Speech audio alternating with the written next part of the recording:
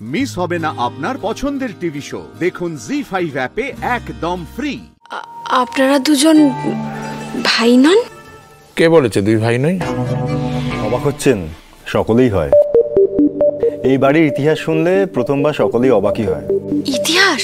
কথা, বাবা মা মারা যাবার পর ওপার বাংলা ছেড়ে চলে এলাম কলকাতায়।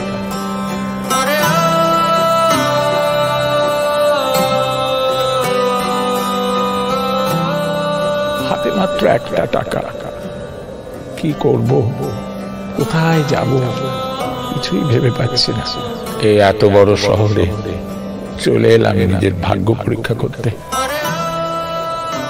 একবার তো মাঘের শীত গায়ে নিয়ে শুয়ে আছে, দাঁত কপাটি লেগে যাওয়ার জোগাড়, ঘুম আসবে কি।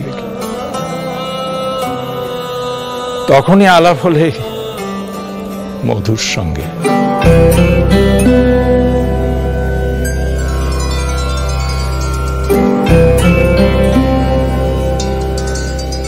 সেই যে আমাদের আলাপ হলো,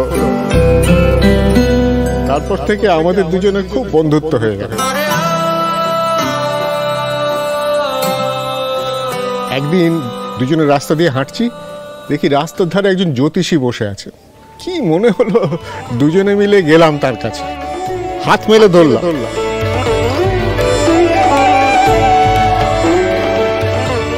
জ্যোতিষী বলল, তোদের খুব উন্নতি হবে, অনেক টাকা হবে, কিন্তু দুজনকে ভাইয়ের মতো থাকতে হবে।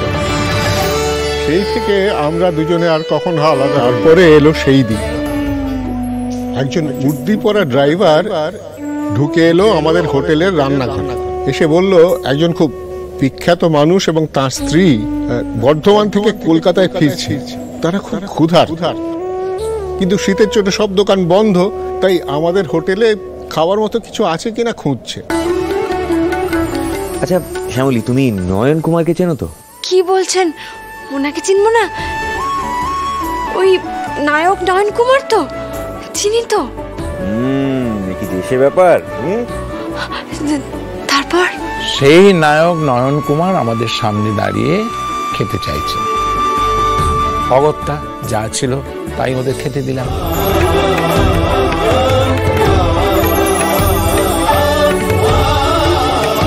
অনেকদিন কেটে গেল।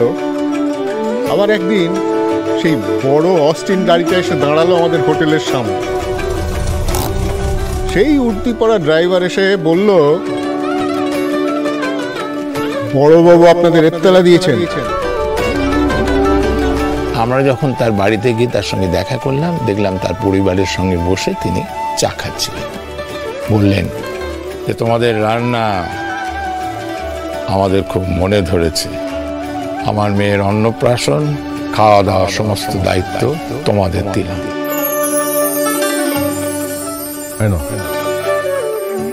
বাঙালি ছেলে, ব্যবসা করো। সেই থেকে গ্রেট বেঙ্গল কেটারারের শুরু। তারপর গঙ্গা দিয়ে অনেক জল গড়িয়েছে, কিন্তু সেদিনের সেই জ্যোতিষীর কথা অক্ষরে অক্ষরে মিলে যাওয়ার পর, তাই আজ আমরা দুজনে ভাইয়ের মতোই তো বেঁচে আছি। জি5 ডাউনলোড করুন আর সব এপিসোড দেখুন একদম ফ্রি।